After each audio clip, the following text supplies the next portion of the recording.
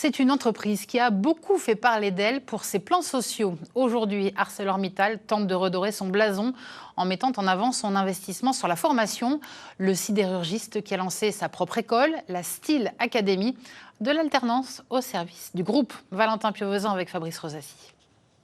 Le contrôle, là, tu sais ce qu'il y a à faire, c'est... Ouais.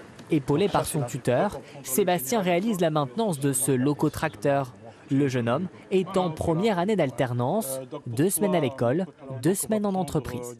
Plutôt que d'enchaîner simplement 2 ans dans une salle à faire simplement du scolaire, et bien là maintenant on peut aller sur le terrain toutes les 2 semaines, faire des choses concrètes, mettre la main directement dans les projets. En tout cas, c'est vraiment une chance de pouvoir alterner entre l'école et l'entreprise. Pour accompagner ces jeunes, chaque alternant bénéficie d'un suivi personnalisé avec un tuteur. À l'école, ils vont prendre les bases en mécanique, en électrique. Mais par contre, nous ici, c'est du factuel, c'est du concret. À Florange, ils sont 70 alternants aux profils variés, jeunes, moins jeunes ou même en reconversion professionnelle.